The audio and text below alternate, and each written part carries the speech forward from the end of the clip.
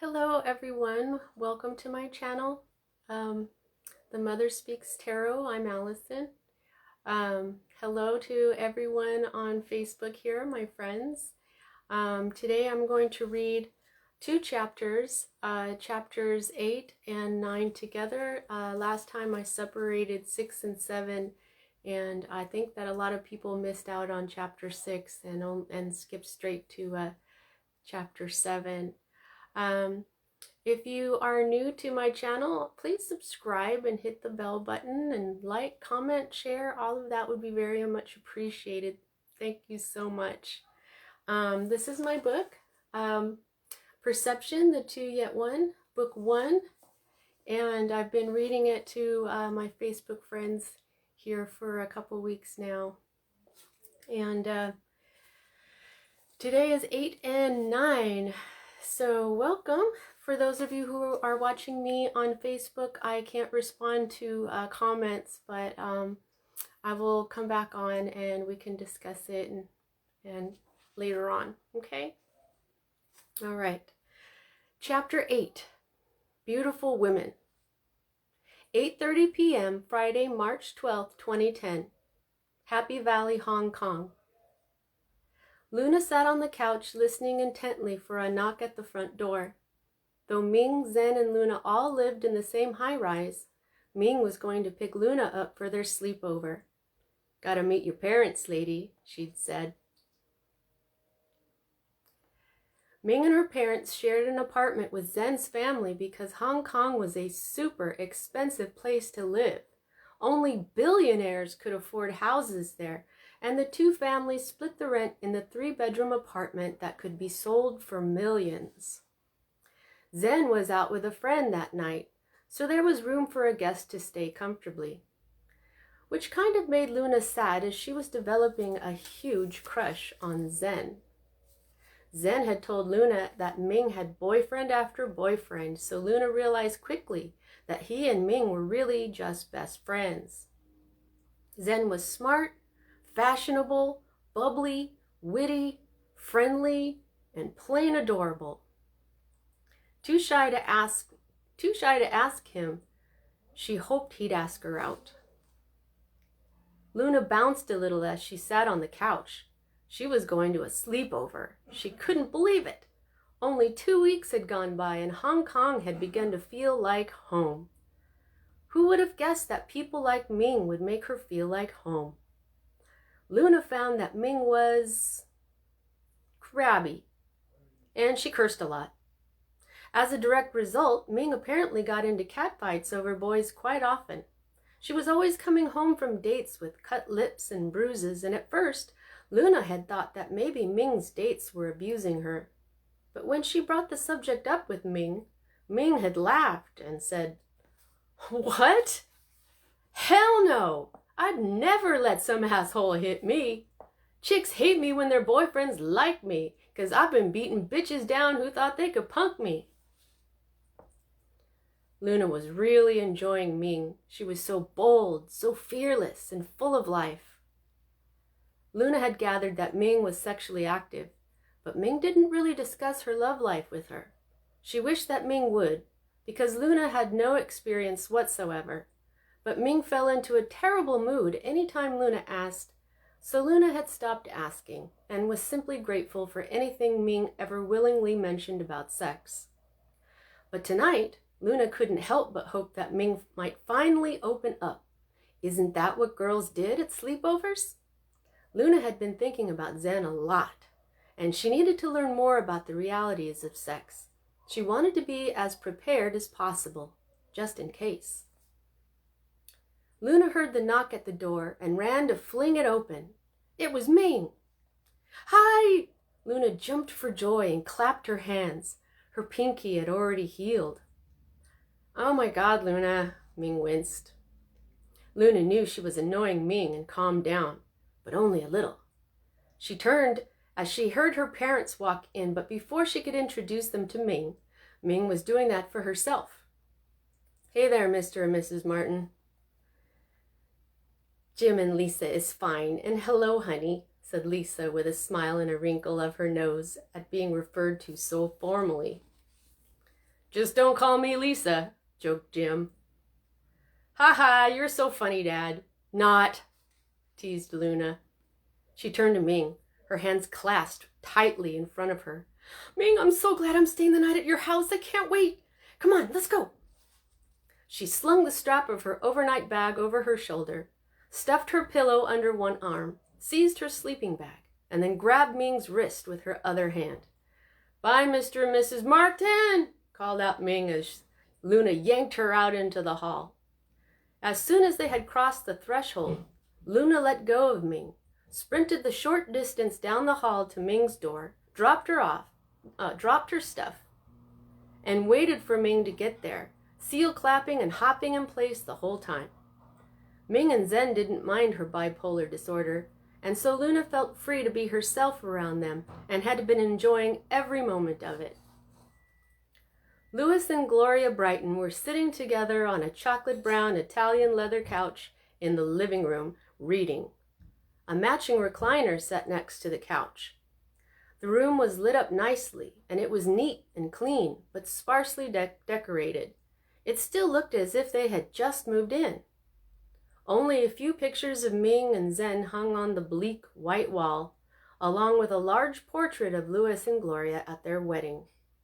Healthy house plants in Chinese ceramic pots added pops of green and other colors. Behind the living room was a tiny, modern-looking kitchen, also uncluttered. The dishwasher was going. Gloria, pretty and about the size of Ming, smiled widely at Luna with lovely, straight teeth. She was wearing black sweats and an Oakland A's t-shirt. Her long black hair was in a ponytail. Louis stood up. He was tall. He was wearing a forest green t-shirt with faded blue jeans. His wavy hair was dark and looked like his haircut had been growing out for a few months. Hey, Mom, Dad, here she is. This is Luna, said Ming with her hand out to Luna. Gloria stood up too. She joined her husband in staring, too excited to remark on the weirdness. Luna smiled widely, glanced at both of them, and held out her shaking hand. Very nice to meet you, Mr. and Mrs. Brighton. Gloria shook Luna's hand first. Her hand was cool and smooth. Very nice to meet you too, sweetheart. She had a slight Latina accent. We've heard a lot about you. Ah, hence the intro and weird staring, Luna thought. Ming hadn't told Luna very much about her folks, except that her dad used to be away for work a lot until they moved to Hong Kong, so Luna didn't know what to say. Louis shook Luna's hand firmly, his rough giant hand swallowing hers up. Hey, yeah, hey there. Very nice to meet you, little lady. His accent was East Coast, New York or Boston or something Luna didn't know. Luna realized then that Ming always said the word yeah like her father. Luna just kept smiling like a fool. God, my social skills suck. Or lack thereof, she thought. You're a little California girl, eh? He asked with a sideways grin. Just like my baby girl over here. Louis smiled widely and then winked at Ming, his big blue eyes twinkling and the dimples on his cheeks deepening. Ming smiled back at her father as if she felt cute. Luna had never seen Ming smile like that. Gloria smiled too. Luna tilted her head and smiled wider. Daddies. They bring out the little kids in us. Okay, we're gonna go hang out now, announced Ming, still smiling. Okay, mija, said Gloria. But then Louis's face became serious as he focused on Luna. Luna felt her smile fade.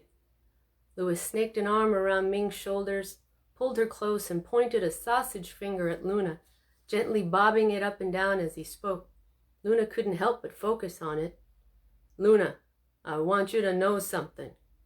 Luna stopped watching his finger and focused on his face. No matter what happens, no matter where you are, said Mr. Brighton, his finger bouncing with each no matter. No matter what your problem is, if you need help, you call us. Capiche? Louis waited for an answer. Luna nodded repeatedly. Yeah, I understand. Okay. she said with a smile gradually finding its way to her face, though she wondered what had spurred him to say this, and now. Thanks. Thank you. That means a lot to me.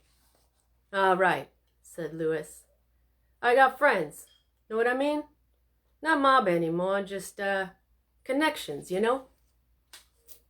Luna felt her face drop, but managed to utter a weak, yeah.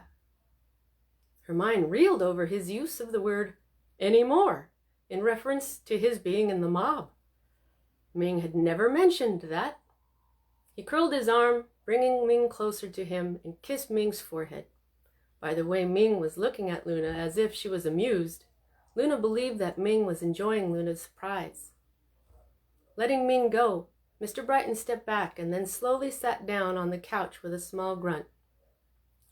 Gloria cuddled next to him. Leanne's meditating, so try to be quiet, girls, all right? He said. With a little wave at Ming's parents, who waved back, Luna picked up her stuff and followed Ming down the hall.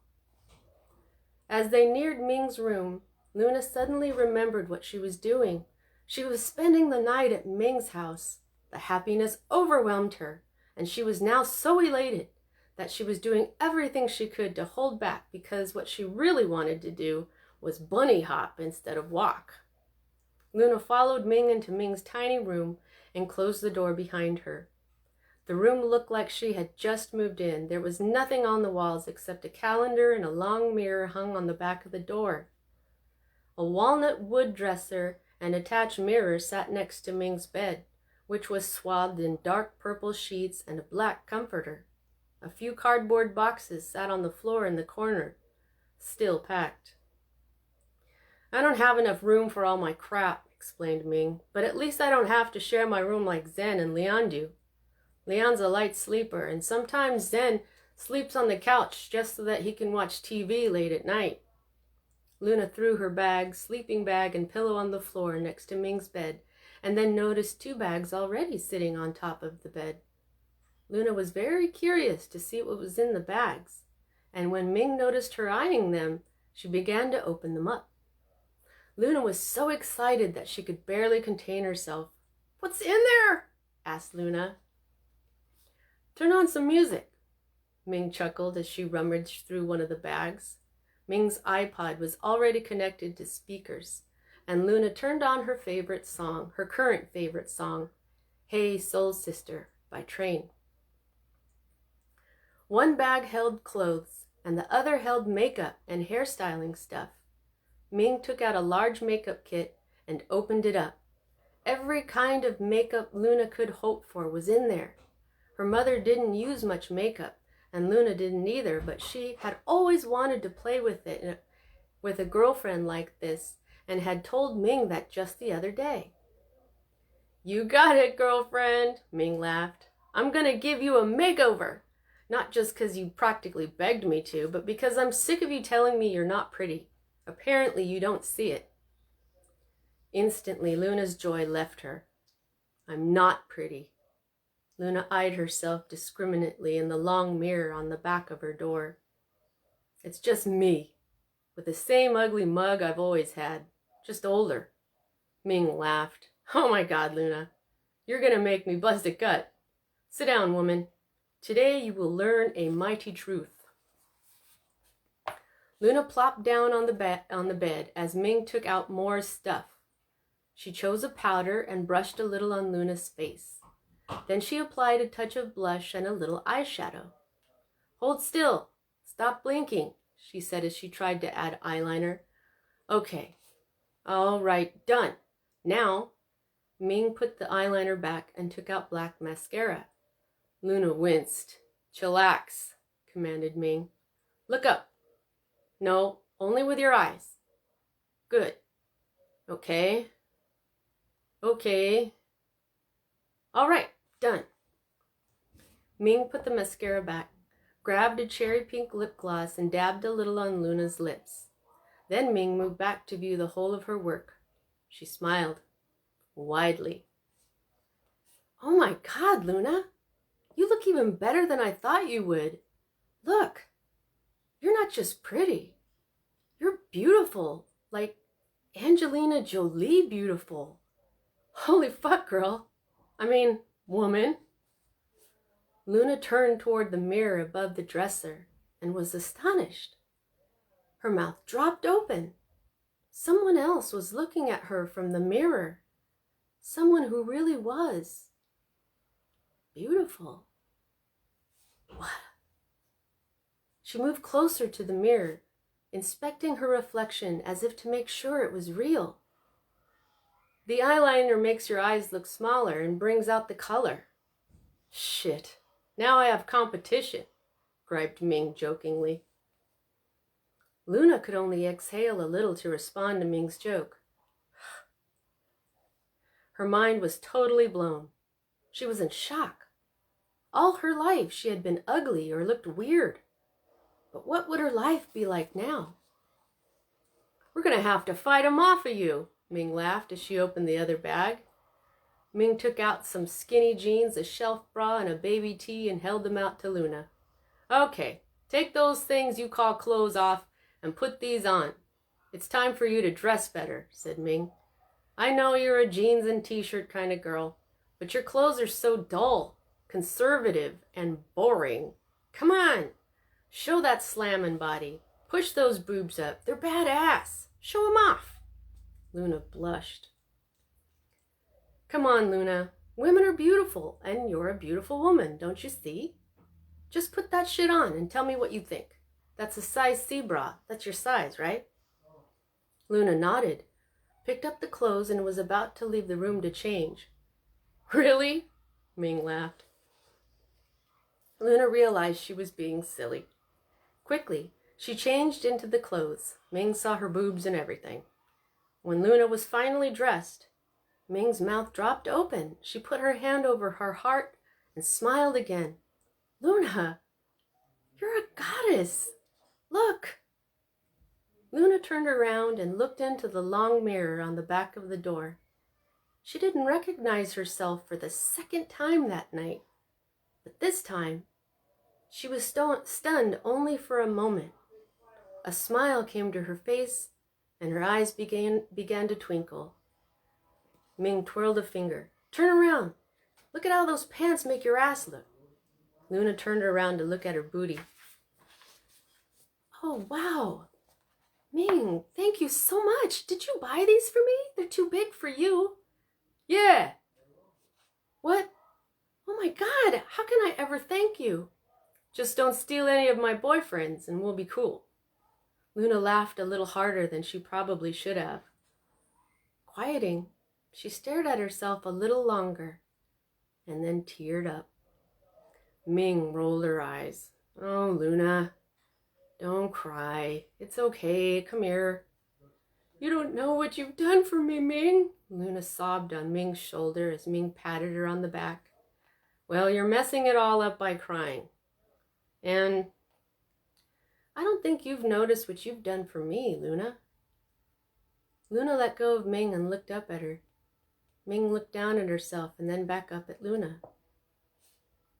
When we first met, I dressed sexy, super sexy. But when I saw how beautiful you were without makeup or sexy clothes, I finally realized that I was too. I didn't need to dress like I was going clubbing every single day. Now I wear jeans and t-shirts too. Sexy ones, because I do like to look and feel sexy. There's nothing wrong with wanting to look sexy or pretty, but I know now that I don't have to wave my I'm available flag so hard anymore, you know? Dudes love women, period. They love our curves, our boobs, our soft skin. I finally get that. Just being a woman makes me beautiful and attractive. I don't have to try so hard. You see what I'm saying, Luna? Luna did. She could feel that she truly had done something positive for Ming. Yeah, I do. All right. All I did right now was enhance your natural beauty and show you yourself in a way that you identify as pretty. The eyeliner is a big change, but the rest really isn't. Yeah. Thank you, Ming. I do feel pretty and more like a woman. I love the eyeliner and I feel like I'm embracing my femininity without compromising anything. I'm super happy with how I look. Good! Ming seemed triumphant, but then expression changed to serious, almost wistful. Everything's gotten better since we moved here, Luna, she said, more honestly than Luna had ever heard Ming. Because of you, and because my dad is home. You know how he was never home before. Yeah, 'cause of work? But he's been able to stay home more? Yep. And I feel like, well, glad. I feel better about moving back here. I didn't want to at first. I liked Oakland. It's home. For a while, I didn't think I'd ever be happy again. But now I'm glad we're here. I'm okay now. That makes me feel so good, Ming. Thanks. The girls were quiet, sharing a moment of sisterly love.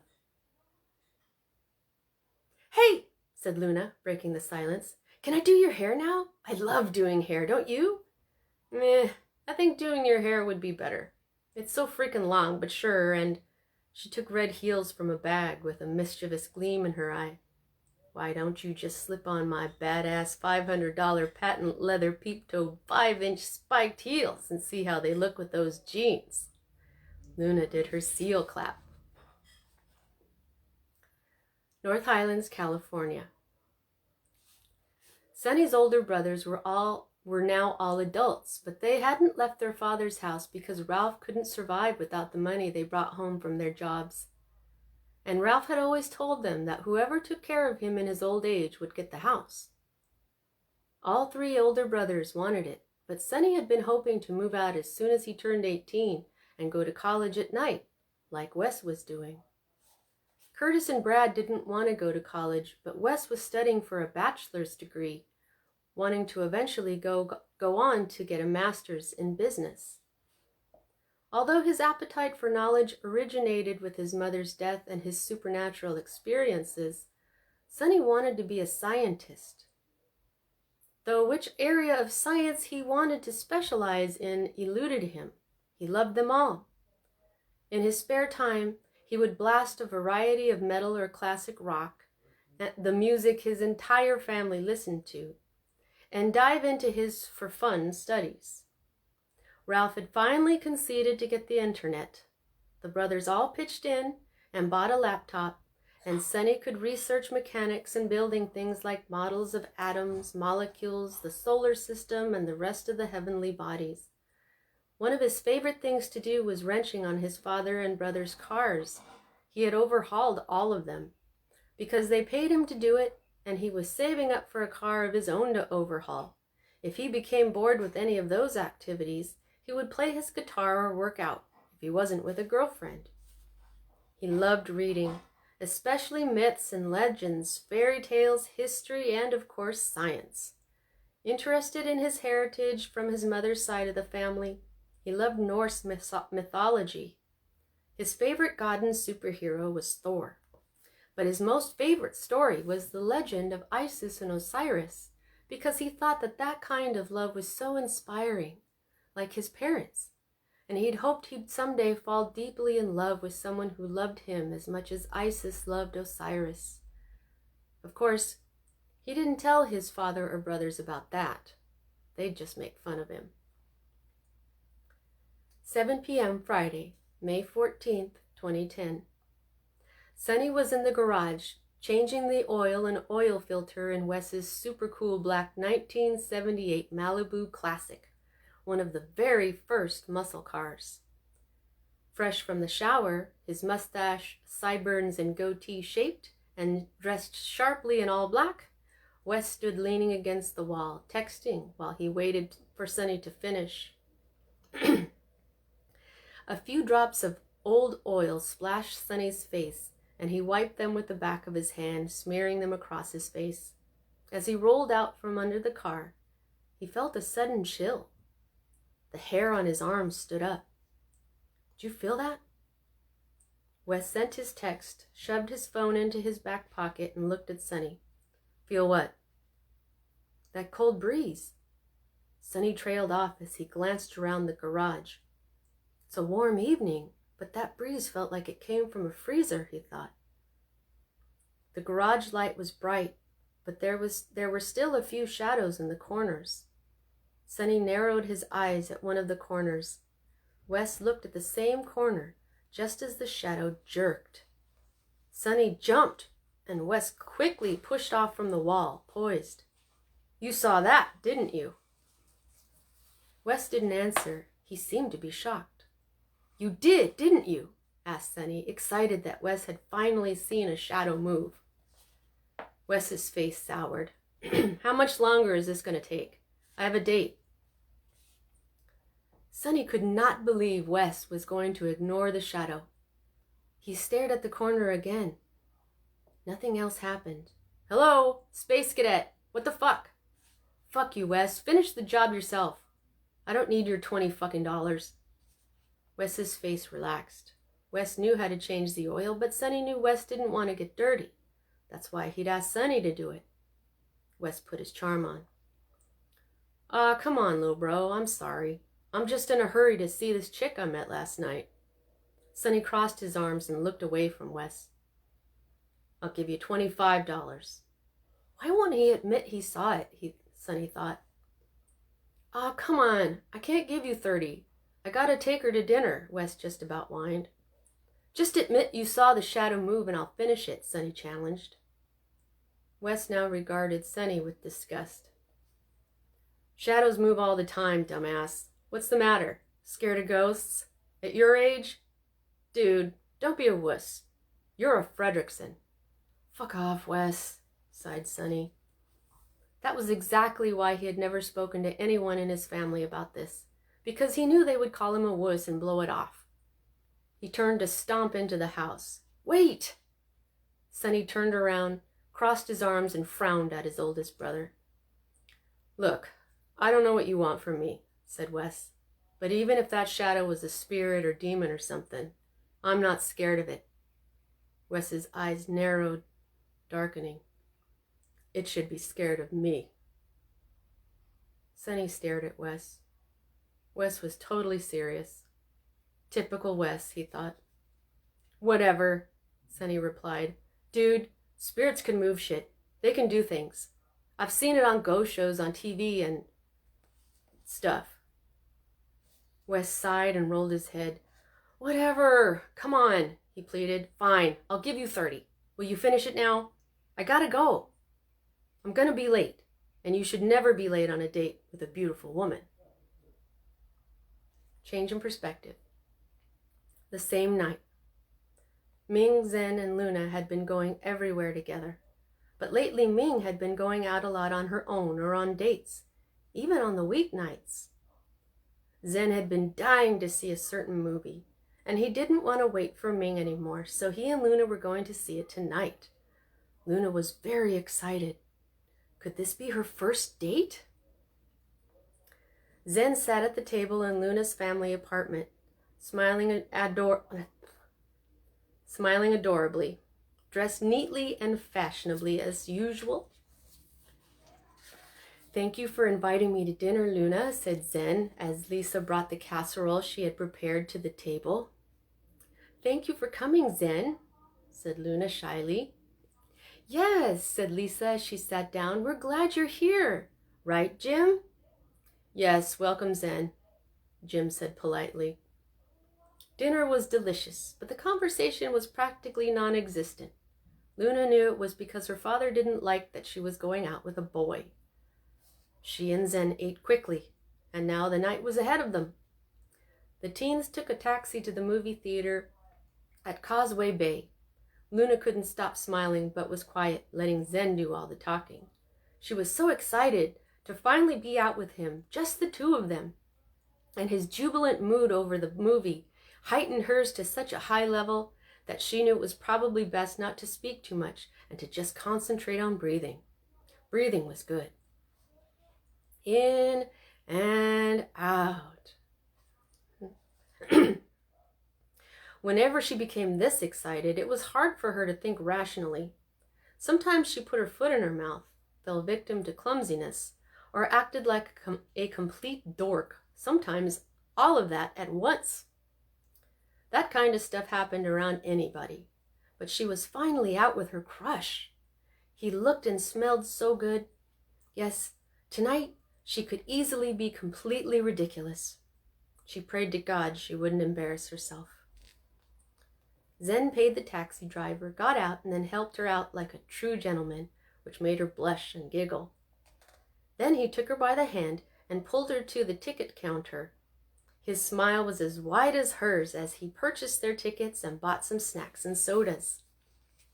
In the theater, Zen held the popcorn and wasn't holding her hand anymore, but their arms were linked.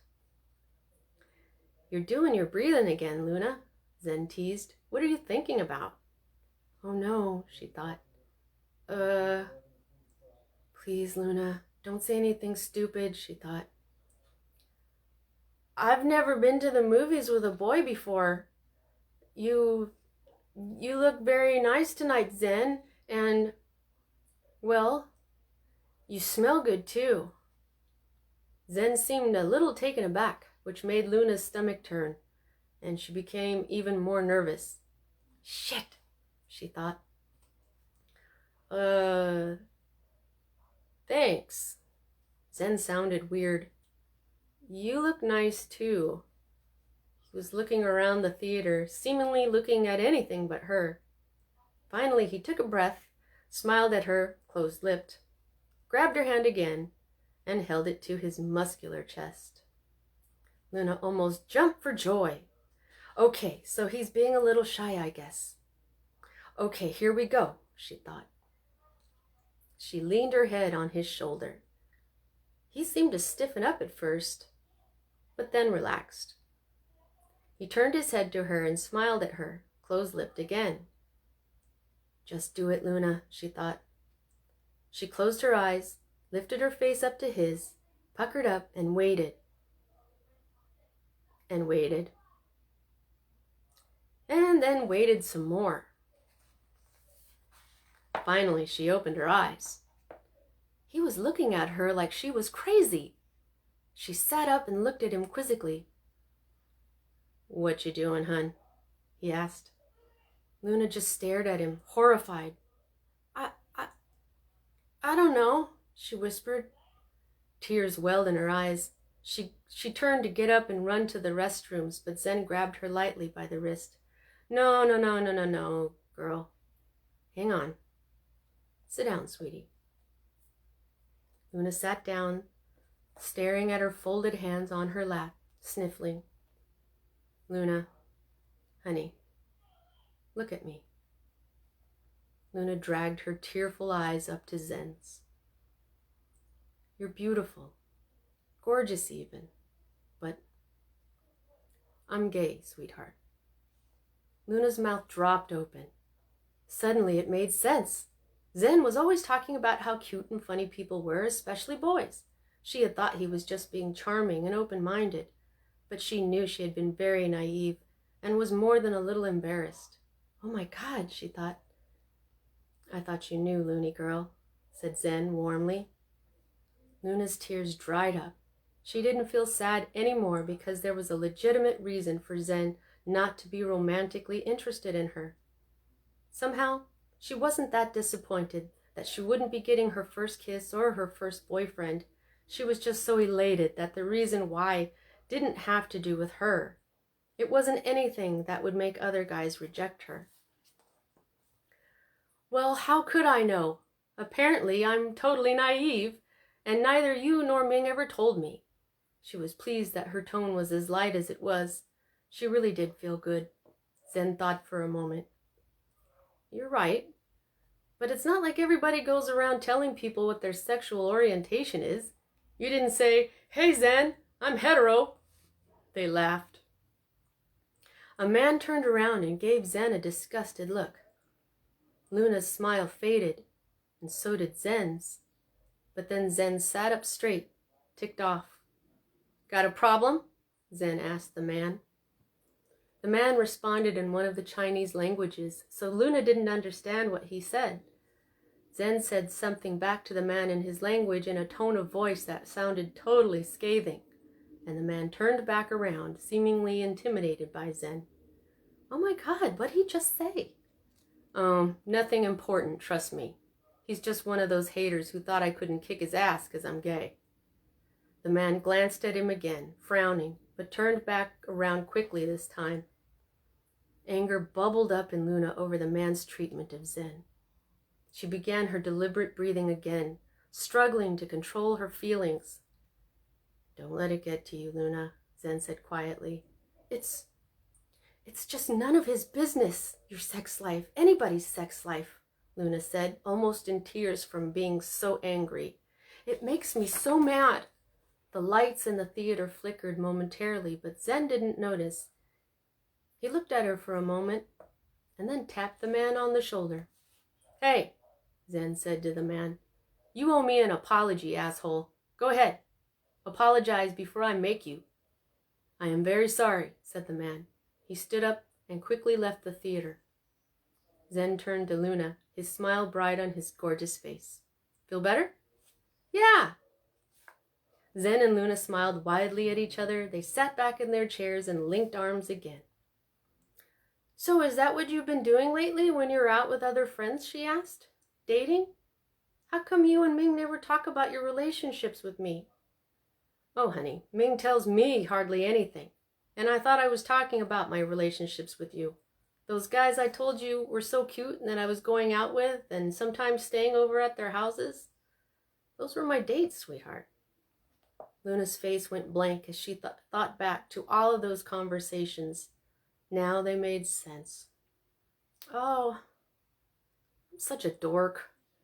No, Loony girl, you're a treasure. They laughed as the previews came on.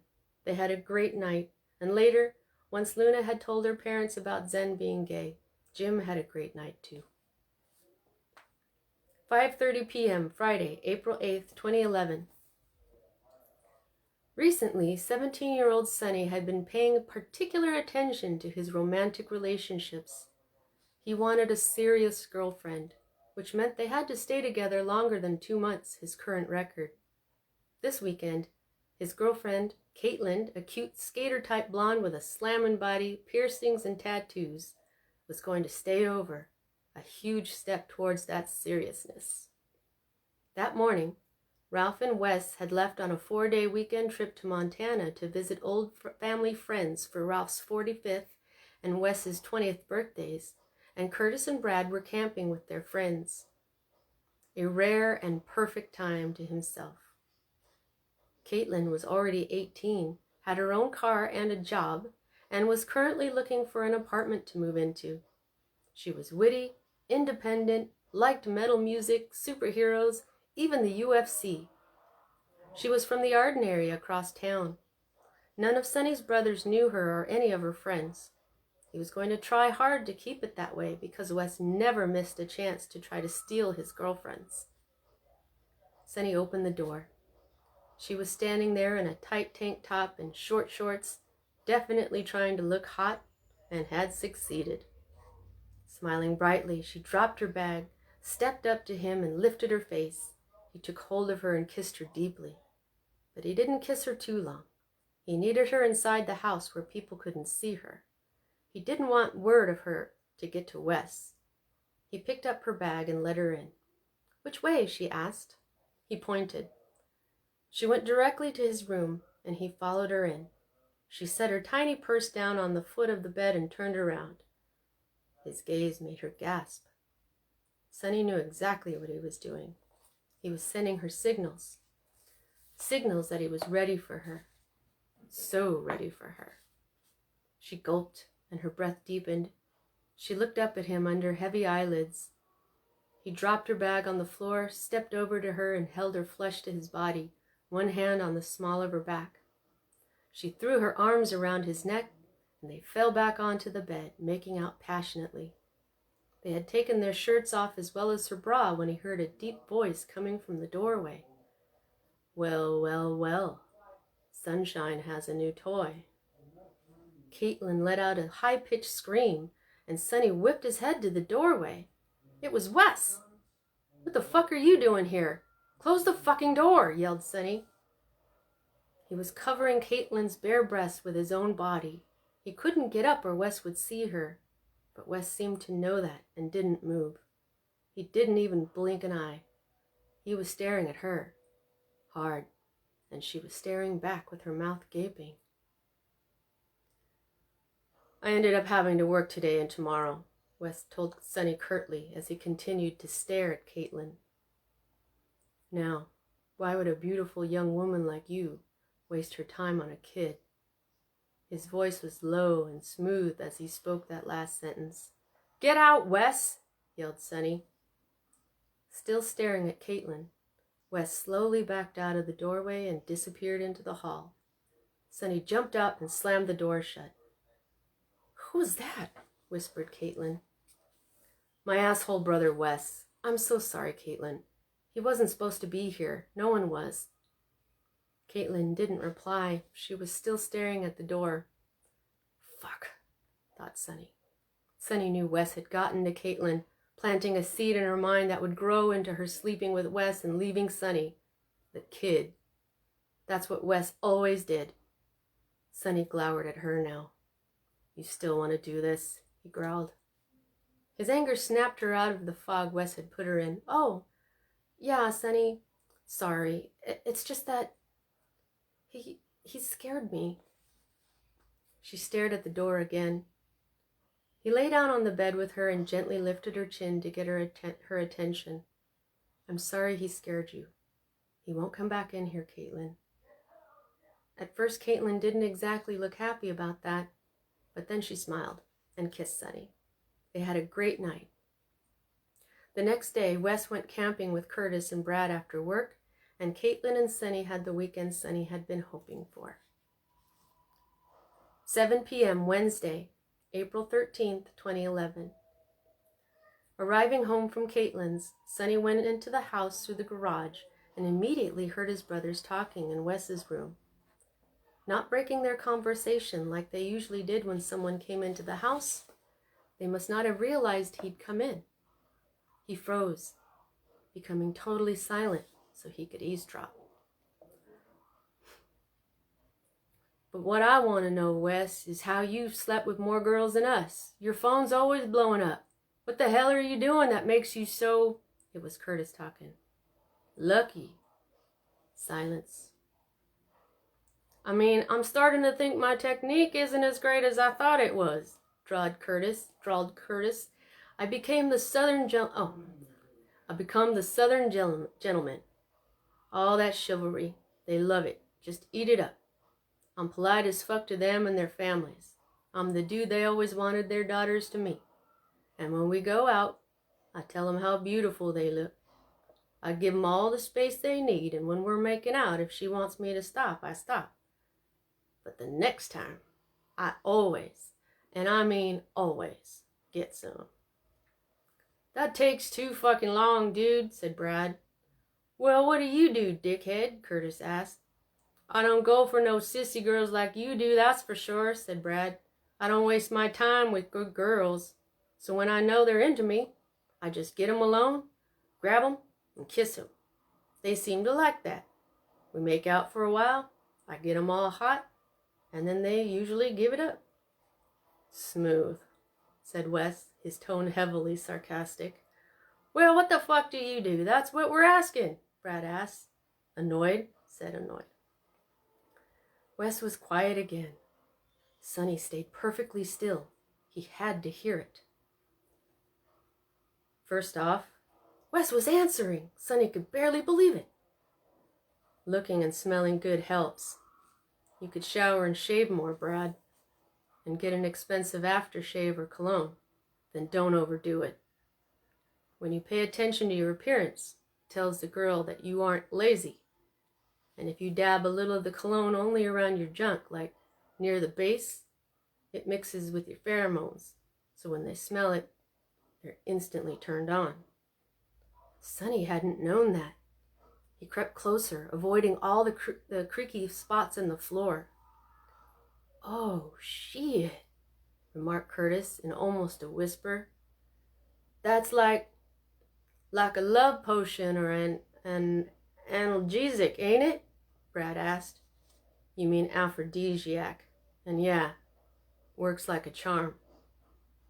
It also helps to know about women in general, what they're interested in, what turns them on.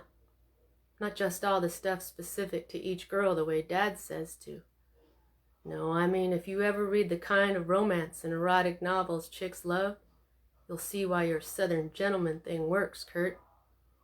But you'd also see why Brad's bad boy beast thing and Sonny's steely emo stare work too.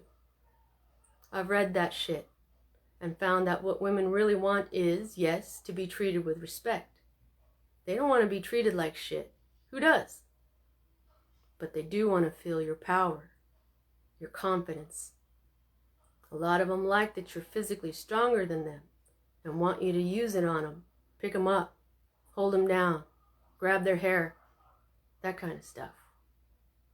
Some, if not most, women are sick of dudes who have no self-confidence, no sense of pride in their appearance, no beast in their fucking. They want a man who knows he's a man.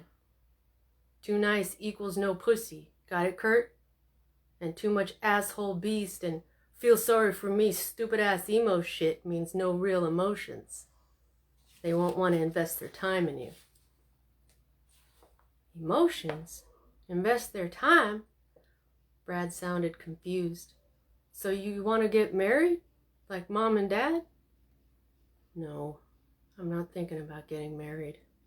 Wes trailed off. Several moments of silence passed. Sonny was amazed at what Wes was saying about women. After finding Wes's sex stash, he had thought Wes was obsessed with sex, but now he felt like Wes was obsessed with women. He had just begun to figure out why, when Wes spoke again. I've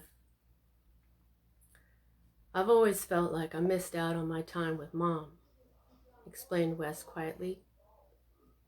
Her death left a huge hole in me, so I was always trying to get all of Dad's attention, trying to be his favorite son. Don't look at me like that, you guys. You know what I mean. As his firstborn and namesake, I should be his favorite. Yes, I am his right-hand man, and when it comes to taking care of you assholes, but he still doesn't... Wes sighed. Anyway, I didn't know that was all the time I would have with her. She spent all her time with Sonny because I basically ignored her. Wes sniffed and cleared his throat before he went on. By studying women, by studying her kind, I felt the hole getting smaller, like I was getting a little closer to her. With each woman I'm with, I find pieces of her, little things she used to do, a mannerism, the softness of their skin. I love women. Women of all ages, shapes, and colors. Women are everything wonderful in this world. That's for sure, agreed Curtis. Yup, said Brad. Wes chuckled softly before going on. It's so funny. I used to think I wanted someone just like her, but now I know I actually don't. Sonny wondered what that meant. He was certain Wes would follow that up with an explanation, but he didn't, and neither Curtis nor Brad asked for one. Sonny could only guess Wes was referring to his not wanting to get married. Yeah, but the chicks you're with these days, Curtis drawled. What the hell do you do that gets them under you so fast? Wes let out a low, husky chuckle. I do the gentlemanly thing. Look at her like she's the hottest chick on the planet. Take her to nice restaurants, hold intelligent conversations with her, and tell her she's amazing, beautiful. And when we're alone, I'm still a gentleman, until she can't stand it anymore and throws herself at me. If she somehow resists the gentleman thing, all I have to do is hold her gaze and think about all the things I want to do to her. I swear to God she can almost see my thoughts. And then she can't stop herself. I make her beg me, because then I own her. Sonny frowned. give women what they want, which is usually exactly what I wanted to do to them as I stared them down. You talk dirty to them, just shock the shit out of them, and you absolutely gotta make them come. And then, right after that, that's when I can just grab them and fuck them, whenever and however I want, even hurt and humiliate them, make them treat me like a goddamn king, just objectify them right down to the set of holes. Cold shiver ran down Sonny's spine. It wasn't just the chilling twang Wes had just put on the word objectify. Wes had sounded more and more agitated as he spoke, practically growling that last sentence, a jolting switch in emotions from the rest of his conversation. Damn, Wes, Brad said quietly. Sonny could hear the disappointment in Brad's voice. Ralph had always taught them not to objectify women. They love me for it, all of it. They all love me, every one of them. There was desperation in Wes's voice. Silence passed between the brothers again for a minute or so, and then Sonny crept back to the door to the garage, opened it, and slammed it. "Anybody home?" he called out.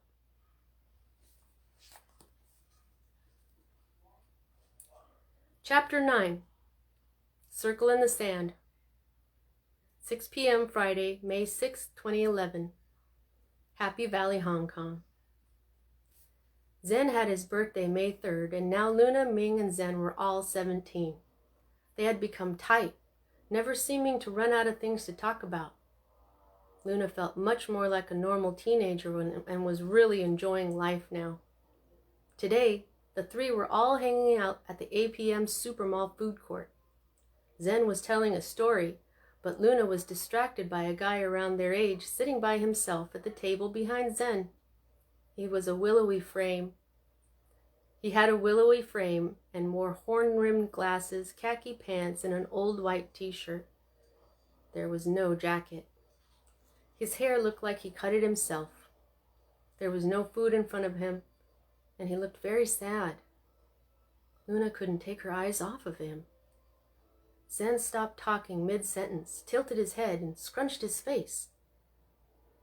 "Something's wrong." "I was just thinking that," Luna said.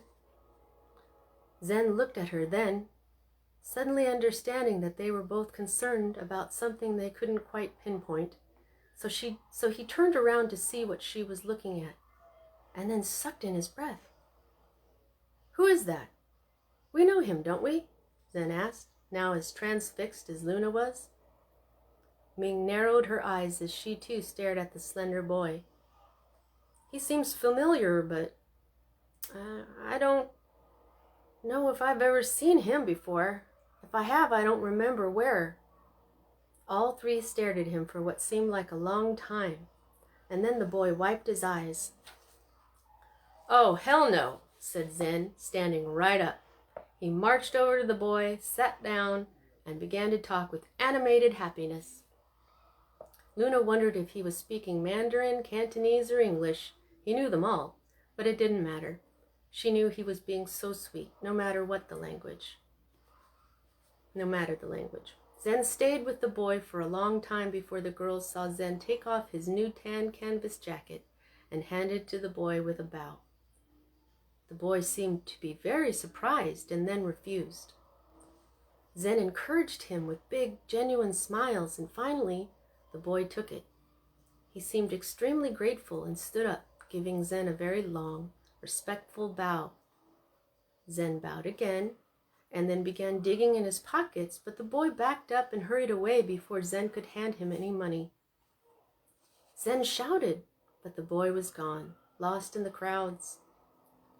Zen returned to his friends and plopped down. He was nice and had the coolest eyes, one blue, one green. I wish he hadn't just run away. He obviously needed help, but he wouldn't even tell me his name. 3 a.m., Wednesday, May 11th, 2001, North Highlands, California. Sunny is out in space. floating in the cosmos. He is close to the sun.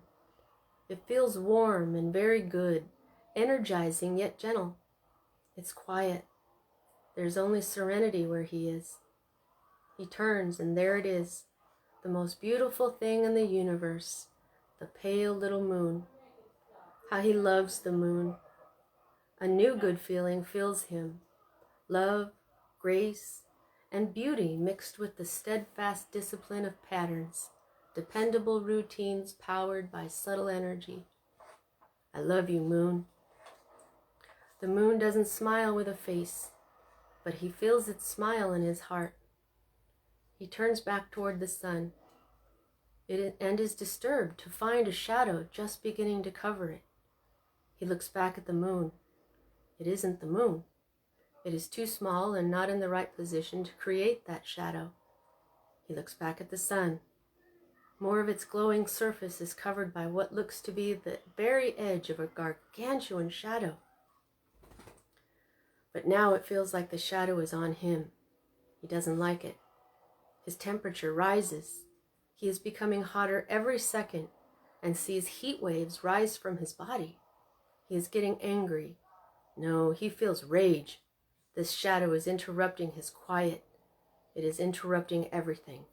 It has to go. Leave, he tells the shadow.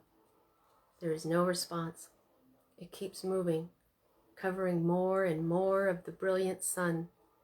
Sunny becomes hotter and hotter. He wants the shadow off of him, but the shadow is like a giant elephant, and he is like a tiny ant trying to yell at the enormous, heaving beast. The thing is too large. He needs help. He calls out in his mind for help. No one comes. He calls out again, longer and harder, with all of his might. But no one but the moon and the little blue planet Earth hear him.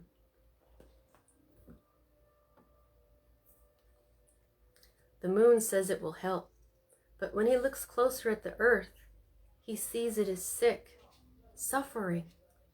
So much so that Sunny is surprised when the Earth says it will help too. Now even angrier because the shadow is hurting the Earth, Sunny feels his power. He can feel energy behind his will, and he does not want the shadow on him or on the sun anymore. He gathers all of his energy into a tight ball inside and around him. He can feel its heat.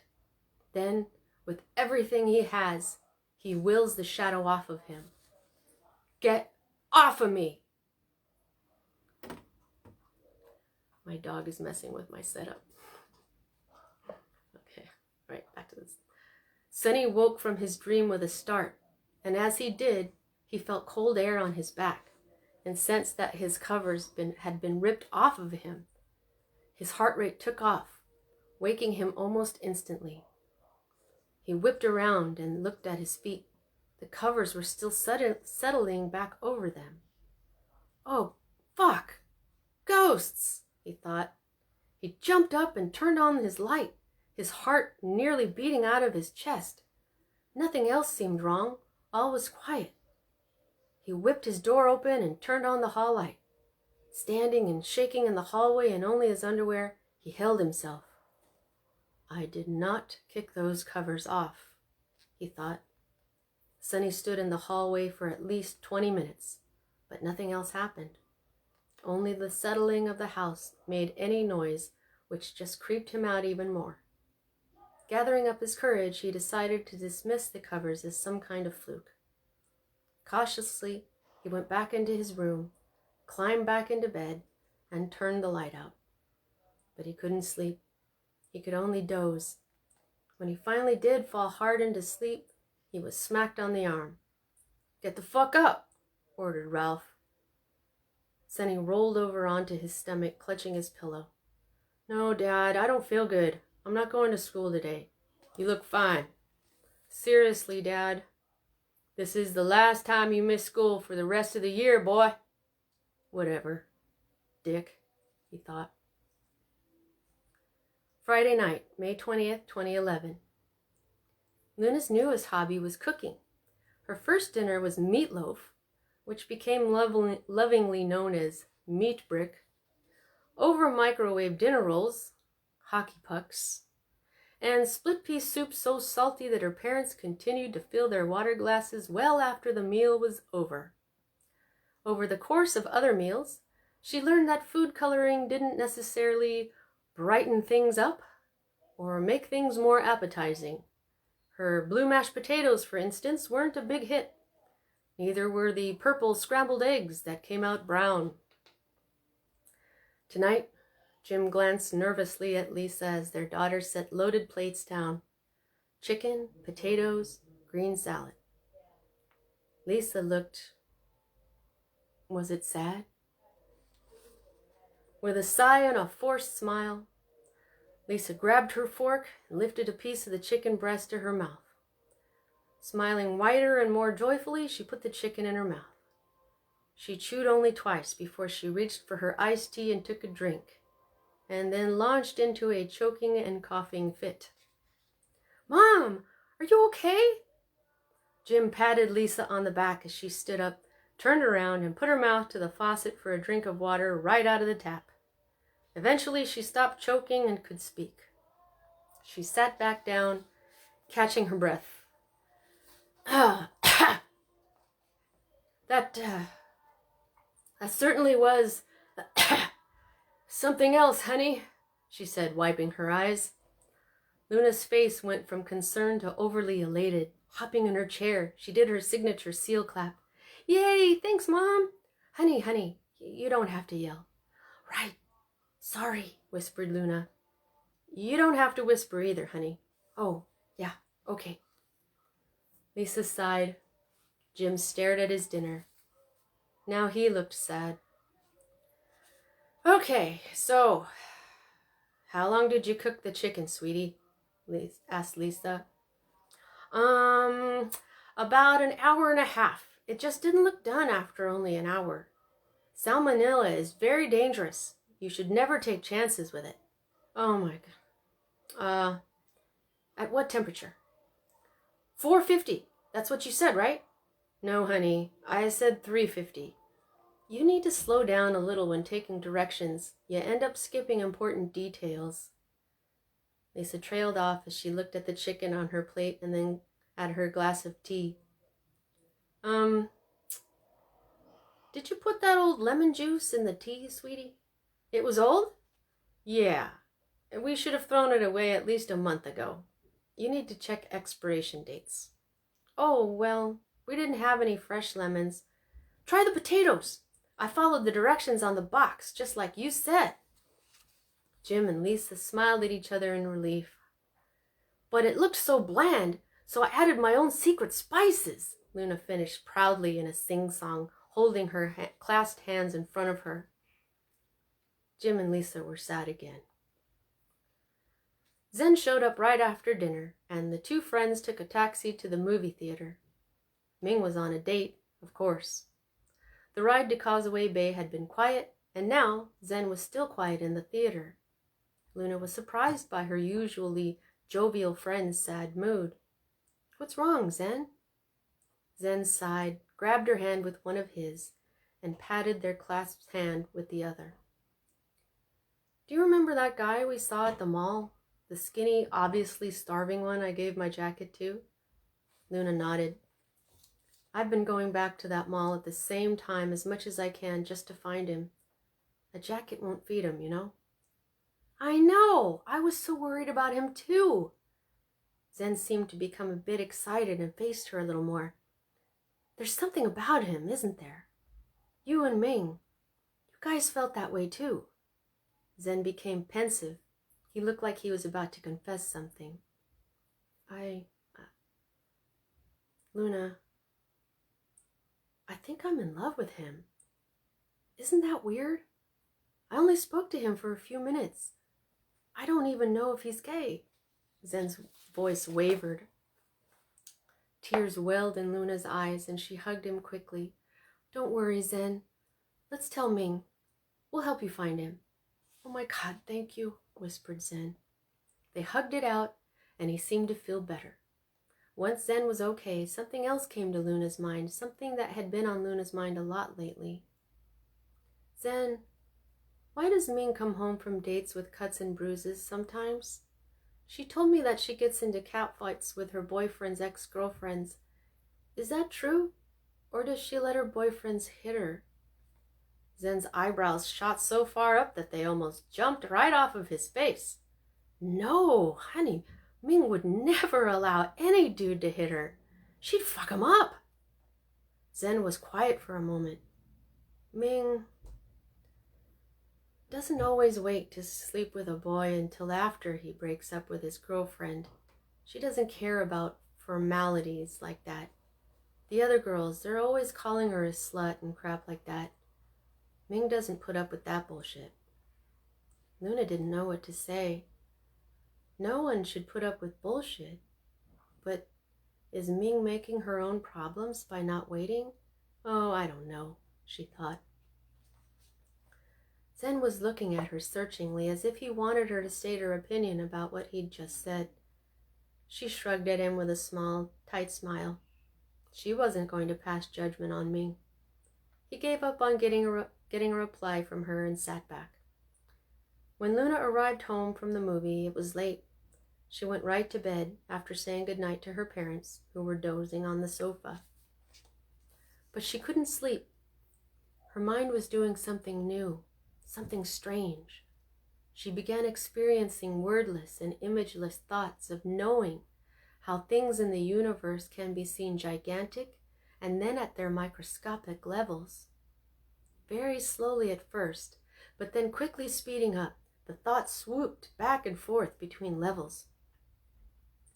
Luna was brought to tears as she knew the overwhelming enormity of the universe, and then, when all quickly shrunk to the tiniest particles, she could barely stand it. Her body felt heavy and radiated heat. She threw her covers off. The cool air felt so good on her bare arms, legs, and feet. She'd never had a fever. She opened her eyes.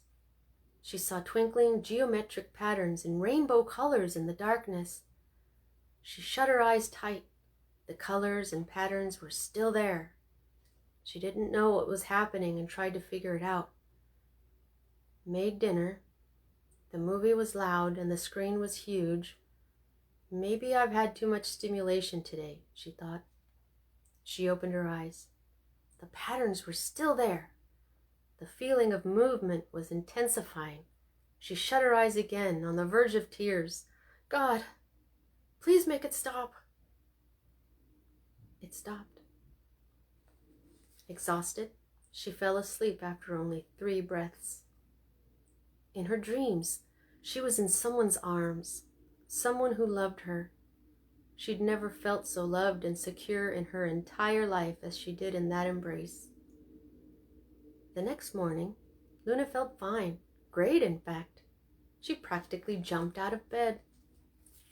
So that's what a good night's sleep feels like, and how it feels to be held like that, she thought. 3 a.m. Saturday, May 21st, 2011. Sonny woke out of a dead sleep. He felt heavy and very tired. He could barely open his eyes or move, but managed to sit up. He looked at the clock. It was 3 a.m. He looked at his hands. He could see the heat coming off of them. He felt his cheeks and then his arms. His whole body was hot. A fever. Fuck, I'm sick, he thought. He kicked his covers off. Suddenly a strange and powerful sensation overcame him. A sense of how things can be bigger and bigger and bigger, until the sense of the enormity of the universe overwhelmed him. And then just as suddenly, the sensation switched so that he perceived how things can be smaller and smaller.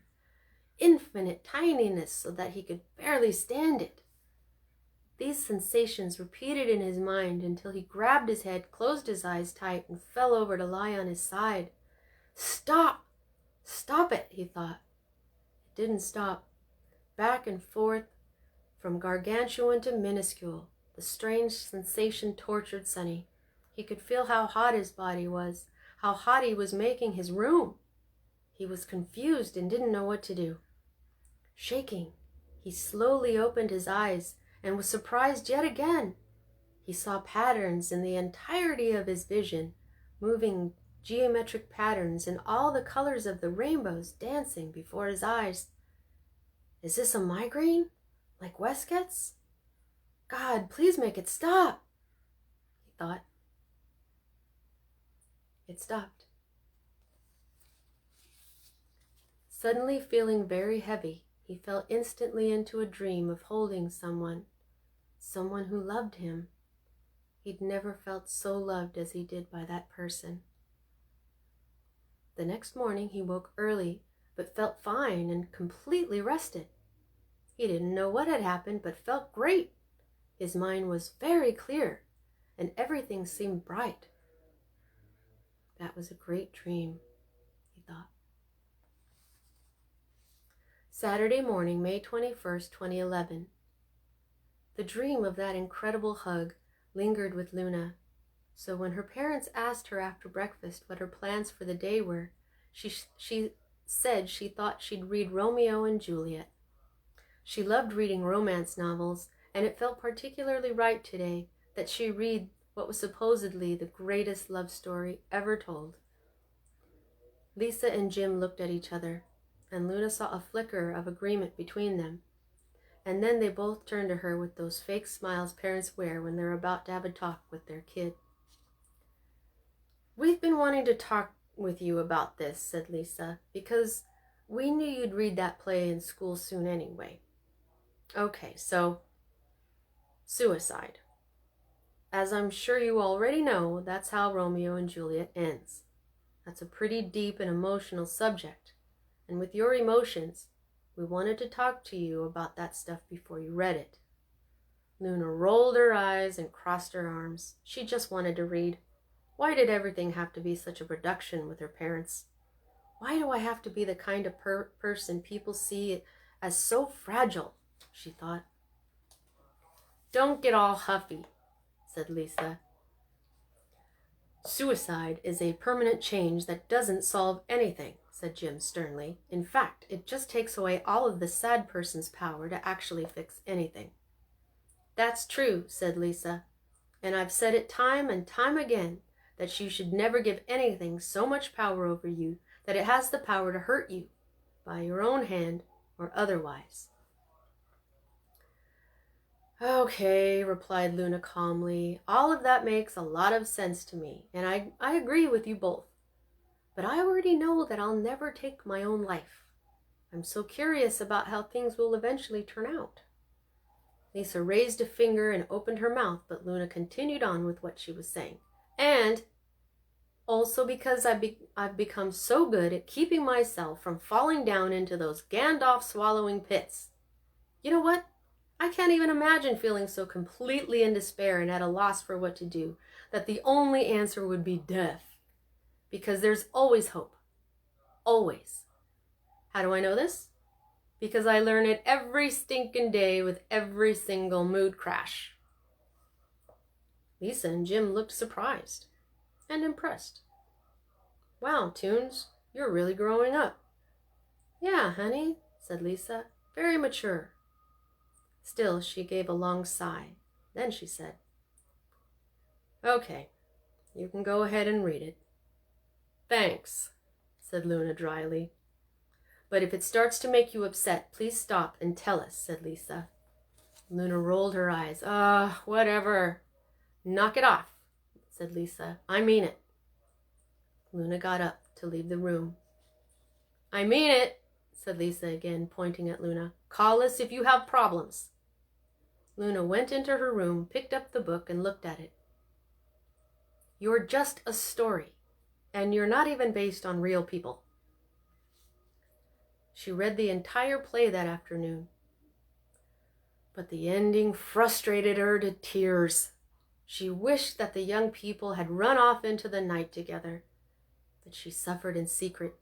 She didn't want her parents to be sorry that they had let her read the emotionally powerful centuries-old play. "I hope someday someone will love me like Romeo loved Juliet," she thought. She lowered her head and frowned. But this was real life, Real life doesn't usually work that way, she thought. She knew there was a good possibility that she'd never find love. Many people were lonely all of their lives. Statistically, Ming's and Luna's parents' loving marriages were rarities, and Luna could barely make friends. Remembering how super strong Ming had told Luna not to fall in love brought the whole point home. I might be one of those people who isn't destined for love, she thought. Her eyes misted up. Okay. I'm young. It's too soon to give up hope. Just find something productive to do, she thought. She wiped her eyes, sniffed, and forced a smile with a deep, cleansing breath. Her parents had always told her to look on the bright side and to live as happily as she could, because the alternative sucked. And now Ming had taught her self-discipline, which had opened up her entire world because she wasn't crying all the time anymore. That, as well as Ming's and Zen's friendship, had made it possible for her to put on a happy face whenever she could, especially in public. Witnessing any kind of suffering still made her mood crash, but she felt a lot stronger, much more in control. She wiped her eyes, got up, and went to see what was for dinner. Morning, Friday, May 27th, 2011. Sonny was rushed to consciousness by a blast of searing pain in his arm, the deltoid muscle to be exact, the one that already hurt from working out too hard the day before. Morning, sunshine. Sonny peeled his eyes open. It was Brad, and it was clear that he'd just punched his younger brother awake. Why am I looking at your ugly face, Brad? What are you even doing in my room? Your alarm was going off, and you didn't hear it again. Dad was just about to lose it on your ass. Didn't you hear it? It was hella loud. Sonny rubbed his eyes. Fuck. The spirits, he thought. They had kept him up too late again, their shadows melting from corner to corner before his very eyes, sometimes even making disturbing animal noises just as he drifted off and bringing him back to consciousness with a force. The other night, he had been relatively certain that his covers had been ripped off of him. He'd say a strong prayer, as his mother had taught him to, and the spirits would leave, but he would be left shaking, his heart racing, for hours after. Sometimes they would return again, and then again. Every night was like this for Sonny. It was gradually getting worse, and recently he had come to suspect that they had it in for him. He never should have talked to Michael. Now they're all showing up, he thought. Okay, well, I'm up now and the alarm's off, so get the fuck out. Sonny was definitely late for school now and had to hurry. You're welcome, snapped Brad as he slammed the door. Sonny tossed the covers off and sat up, throwing his long legs over the side and setting his feet flat on the floor. He reached and twisted his blinds open. It was overcast. He scratched his blonde head with both hands. He had gotten a haircut the day before, and a few stray cuttings were tickling his skin. God, I don't want to go today, he thought. Sonny had grasped the subjects being taught at school a long time ago. He wanted to take the test to get his GED and get out early, but his father had forbidden it, saying that going to school was good for him. Sonny stood up and padded over to his closet.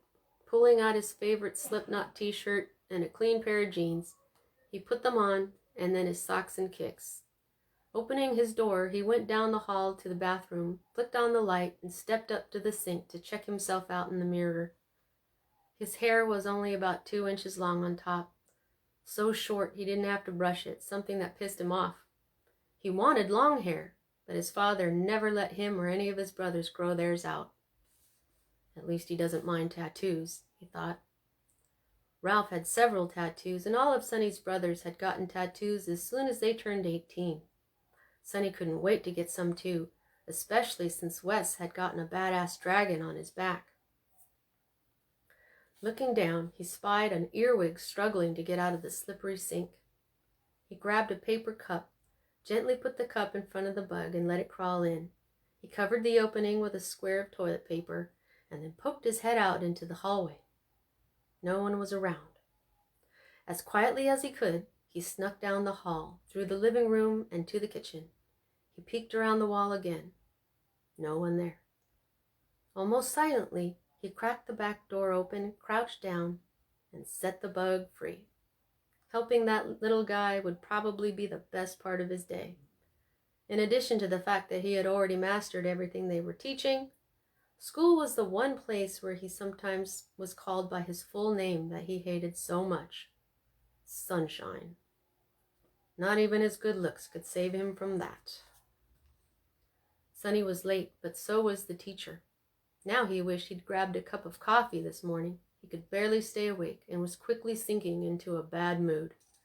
He did his best not to make eye contact with any of the simpering girls trying to make eye contact with him. He'd already slept with 2 of them anyway. The door opened. A substitute walked in. The young hipster teacher looked like a doe in headlights. He was so scared he was sweating. The sub began taking roll with a shaky voice, and Sonny's mood darkened. Bryce Ford? Right there. Alrighty. Sunshine Fredrickson? The whole class fell silent. 2 of the simpering girls gasped. The sub paled instantly, glancing around as if uncertain of what had just happened. Sonny glared at the sub until the dude realized who Sunshine Fredrickson was. Sonny Fredrickson, Sonny practically growled. The sub's eyes widened and he held up one hand. Okay, gotcha. Sonny it is, okay? 2 guys sneered and whispered to each other. 2 guys who should know better. Pressing his lips together, Sonny was about to get up and kick their asses, but stopped himself. Fuck this. I'm cutting, he thought.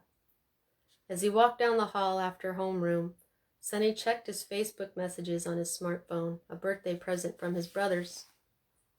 He opened a new message from Caitlin. It said, Hi, Sonny. You're super sweet, super hot, and super great in bed, but you're boring. You're always studying science things that aren't even for school, and because you don't drink, smoke, or do anything unhealthy, you never party with me and my friends. Dude, you do math for fun. LOL. To be perfectly honest, I don't think we have anything in common. I couldn't stop thinking about your brother Wes, and he asked me out at the gas station. He took me to a nice restaurant last night, and I ended up sleeping with him. I'm sorry. It was love at first sight. I'm breaking up with you, even though you're a nice guy. Caitlin. Sonny stared at the phone a long time. Finally, he hissed at it. Apostrophe R-E. She had misspelled your. He shoved it into his back pocket and stomped down the hallway. Sonny had a certain amount of love and compassion for all people and things, sure, but until Caitlin, he couldn't imagine a relationship with anyone. He respected the young women he had sex with, but he never took it beyond that. The thought that he couldn't love scared him and made him feel like giving up. Caitlin, however, had offered a glimmer of hope in that regard, a glimmer of something real, but Wes and his manipulative ways had ruined it. Again. Motherfucker. It's like he can manipulate anybody, he thought. Sonny stalked down the school campus and down the street. He stalked off the school campus and down the street, careful not to let the sheriff stationed at the school see him. His long legs taking wide strides, he arrived at his neighborhood park in only 10 minutes. He sat cross-legged under his favorite shade tree and checked the time. It was only 9. He closed his bright eyes, which seemed to get brighter as he grew older, and leaned his head back against the tree trunk. He couldn't go home. If his father came home early because his bad foot was killing him and found Sonny there, Sonny would get in big trouble. Great, I'm going to be here all fucking day, he thought. Nowhere to go or be. He listened to the slight breeze move the tree leaves. After only a minute of listening, he felt something. The leaves. They were telling him that change was coming. The winds of change, he thought. Sonny's sixth sense seemed to be getting stronger. He'd found that he was right approximately 95% of the time when he listened to what it told him. He wondered what could be coming, and hoped the change would be his moving out of his father's house. When they weren't harassing him, his father and brothers seemed to be keeping secrets from him. He listened again. The wind was silent. No more leaf messages. All by myself. Again, he thought. Across the world in Hong Kong, it was 5:30 p.m. the following day. Zen and Ming had been visiting old friends in Kowloon, and Luna was going to meet them at APM, the giant mall. She'd gotten off the train at the right station, and she had a map on her iPhone, but she'd gotten a little turned around. Just ahead of her seemed to be a small park, and she decided to sit to figure out where she was. Cross-legged on the grass, Luna looked around. Millions of people, but I'm all alone. Again. Luna had explained some of her troubles to her mom that afternoon, including that all that the boys seemed to notice were her boobs. Lisa played a song for her, Belinda Carlisle's Circle in the Sand, telling Luna that it was one of her love songs for Jim and not to give up on love. Humming the song now, Luna picked up a stick and drew a circle in the dirt. Change in perspective. Across the world, at the exact same moment that Luna picked up her stick and drew her circle, Sonny picked up a stick of his own. Some forgotten memory was trying to surface as he drew an S in the dirt. As he stared at the letter with narrowed eyes, he noticed that a tune was in his head. He listened to it. He'd never heard it before. As he hummed this mysterious song, words began to form in his mind. He tried to read them. He got it. Circle in the sand, he whispered. Hazily, he remembered a day at the beach and, without really thinking about it, drew a circle around his S, playing with that little dark-haired girl with the big eyes. The symbol felt complete, and a vague sensation, a feeling sort of like a pulse of love, emitted from him. He could barely believe that he and the little dark-haired girl had made the yin and yang symbol, and was so intrigued by his discovery that he had to find out whether or not there was a song out there called Circle in the Sand.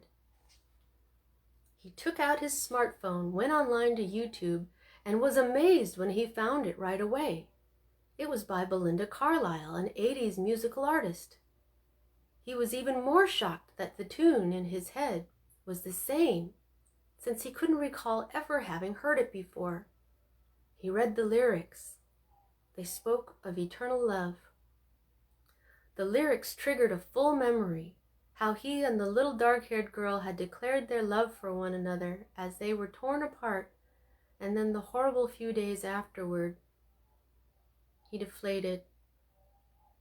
Is the universe telling me that that little girl was the only one girl in the whole world I'll love? He thought. Sadness and loneliness welled up inside of him. He was able to keep from bawling, but a tear escaped his eye, rolled down his cheek, and fell onto his smartphone. He pressed his trembling lips together to keep control of himself as he wiped the phone on his jeans. No, he whispered with a sniff and a shake of his head. I'm not giving up hope. Change in perspective. Luna stared at the circle she had drawn in the dirt, the shape, the stick. Something was going on. She felt as if someone were trying to tell her something. As she'd learned to do in times like this, she relaxed her mind and let it come. And it did. That day at the beach so long ago, she remembered it. She remembered the boy with the bright eyes. Stunned, she opened her eyes and drew his S inside her circle. She felt something weird, like a surge or pulse of love come out of her, but she didn't really register it because of what she was looking at. The yin and yang symbol. Oh my God, she thought. Change in perspective. That same moment, Wraith Facility, Dublin, Ireland. Of average height, but so slight that he had been called willowy, 35-year-old Murdoch Crowley, dressed finely, as personal informants to facility bosses all did, made his way through the ancient, wood-paneled hallways of the Wraith lair to his new young boss, 25-year-old Billy Wraith. Crowley's lifelong devotion to the Wraith family had earned him Billy's unwavering trust, and he had been rewarded with the job of personal informant and assistant to Billy, a coveted position that required great trust on Billy's part. Most people in the underground circles knew only 3 things about the Wraith family. First, they had lived underground in this facility for over 1,000 years. Second, they had taken their last name from their otherworldly creatures that they worked with. And third, the Wraiths were the cruelest, most ruthless people you could ever come across. Crowley knew more about them. All of that was true, but he also knew that the Wraiths were brilliant, powerful, passionate people with noble blood flowing in their veins, extraordinary people Crowley harbored the highest regard for. Crowley stepped up to the guard stationed at Billy's carved wood office door and showed the guard his credentials. The guard knew Crowley, but checked them anyway, and then allowed entry. Crowley cautiously stepped past the unnerving wooden door. Snarling wraiths, goblins, ghouls, and other evil creatures had been carved upon it centuries ago. Billy's giant office outstretched before the slender informant. The room smelled of stone, burnt sage, and Billy's sweat with an undertone of mildew. There were no windows to allow light in, but Billy's father had had fluorescent lights installed in the 80s. Now old, some of them flickered, some of them didn't work, and the rest glowed dim from want of power. Antique Celtic works of art and symbols decorated the room, along with huge oil portraits of Billy's father, William, his grandfather, Connor, and right behind Billy's desk above the clan crest, the first Wraith, Cain Wraith. Several ancient eye hooks were arranged in a grid on the ceiling in front of Billy's black marble and gold desk, just above 2 black round-back leather chairs.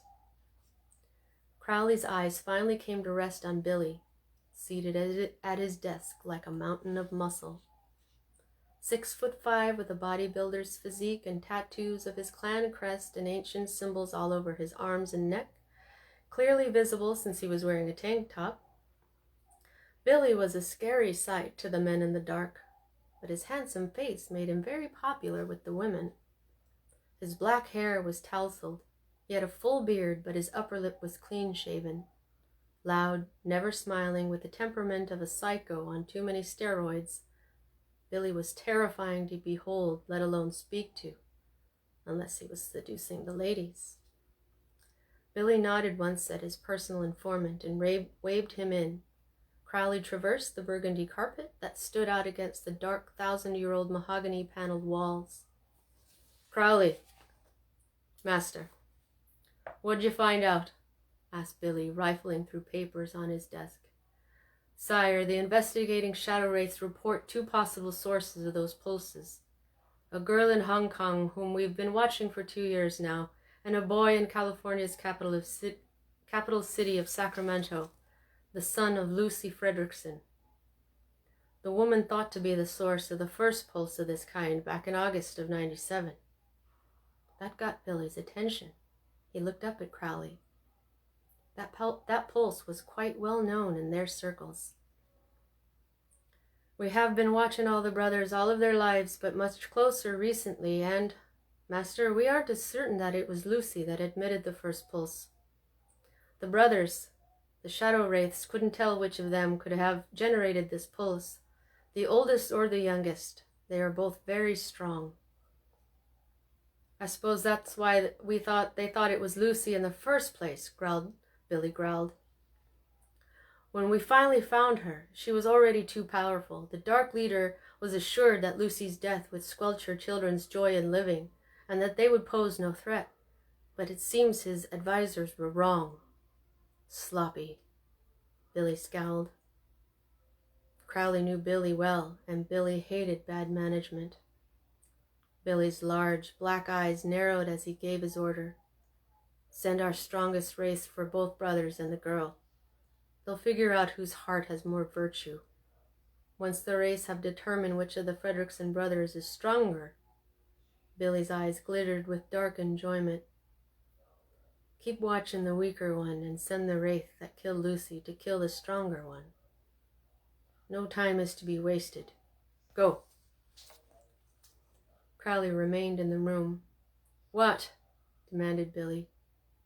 A few years ago, the Wraith's family's oldest, most powerful seer, Kronos, had a deathbed vision about a person who would become important to Billy, a person Billy referred to only as the One, and who remained elusive to him. Crowley finally had news about the One. Good news. Master, I have news about someone else entirely. We've had a bit of luck. I understand that we found the one that old Kronos told you about before he died, also in Hong Kong. Billy's eyes widened to their fullest. He stood up, slamming his heavy hand down onto the armrest of his chair as he did so. Now you tell me? Go! Execute the plan. Now!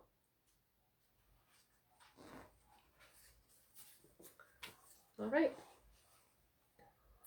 That's it. Chapters 8 and 9. I hope you enjoyed it. Thanks. See you next time.